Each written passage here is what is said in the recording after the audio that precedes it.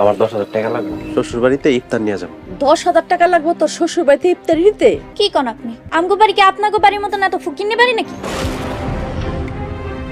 শ্বশুর বাড়িতে যে এত ইফতারি দিতে হইব এমন কোনো নিয়ম নাই।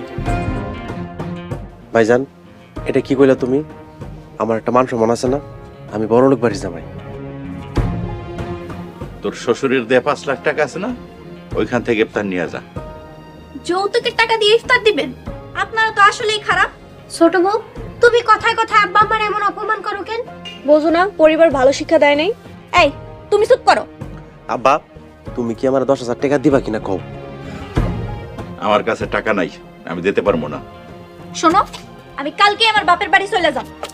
সাদিয়া, সাদিয়া আমার কথা শোনো, সাদিয়া। অনেকের শ্বশুর বাড়িতে ইফতারি দেওয়ার পর কম করে হইল রাজাকে শ্বশুর বাড়িতে ইফতারি দেওয়া দরকার।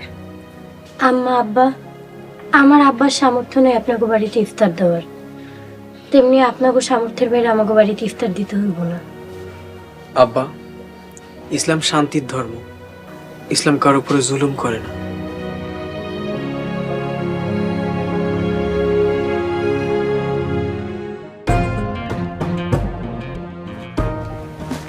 এই, তুমি ব্যাগে কেন কাপড় ভরতাছো? আমি কালকে বাড়ি চলে যাব। আর 5 লাখ টাকা দাও, কই রাখছো? বাড়ি চলে যাবা মানে? আর তুমি টাকা দিয়ে কি করবা? কি করবো মানে? টাকা আমি নিয়ে যাবো। টাকা নিয়ে যাবা মানে? আমি কি এই টাকা দিয়ে ব্যবসা করবো না? আমি তোকে বাড়িতে আর থাকতে পারুম না। তুমি বাড়িতে থাকবো না, তাহলে আমি কই থাকবো? তোর বাপ মারে সাইরা যাইতে পারবি? আচ্ছা, বাপ মারা সাইরা যাও কি ঠিক হইব? তাহলে তুই তোর বাপ মারে নিয়েই থাক। দেখো, তুমি কিন্তু অনেক বাড়াবাড়ি করতেছো।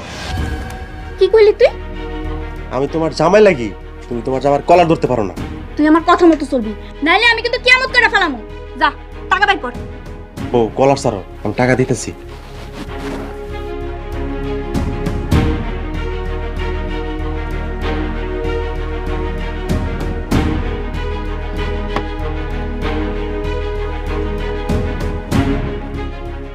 এই নাও তোমার টাকা। কালকে সকালে আমার বাড়িতে দিয়ে আসবি। দেখো বউ, রাগ করো না, একটু শান্ত হও। খবরদার আমাকে বউ ডাকবি না।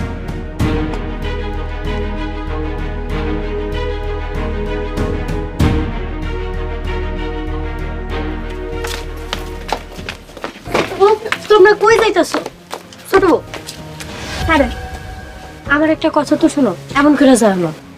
ভাবি ছাড়ো, আমার ঘরে যাইতে দাও। তোর কারণে বউ এত লাই পাইছে। আর এই মাইয়া তোরে বিয়ে করেই আমি ভুল করছি।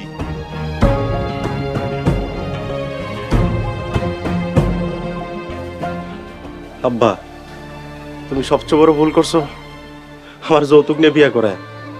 তুমি যৌতুক নেও নাই, আমার টাকার কাছে বিক্রি করে দিছো, আমার জীবনটা নষ্ট করে দিছো, আমার অসহায় করে দিছো তোমরা।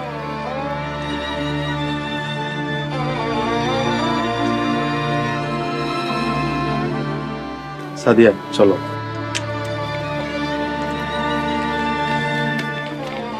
তোমরা খাড়া আছো কেন? যাও ওগুলো থামাও। হায় আল্লাহ, এটা আমি কি করলাম? তোমার এই একটা ভুলের কারণে আমাদের এই সাজানো সংসারটা ভাঙা তছনছ হয়ে গেল আব্বা। হ, আমাকে বুঝার ভুল ছিল। যৌতুক হারাম, আর হারামে আরাম নাই। এবার বুঝছো কেন আমি যৌতুক নিয়ে বিয়ে করি নাই? আমিও যৌতুক দিয়ে বিয়ে করবো না আব্বা।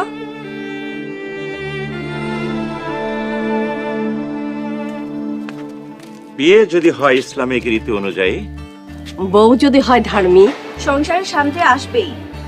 ইসলামে যৌতুক নিষিদ্ধ। যৌতুককে না বলুন, যৌতুক মুক্ত বিয়ে করুন।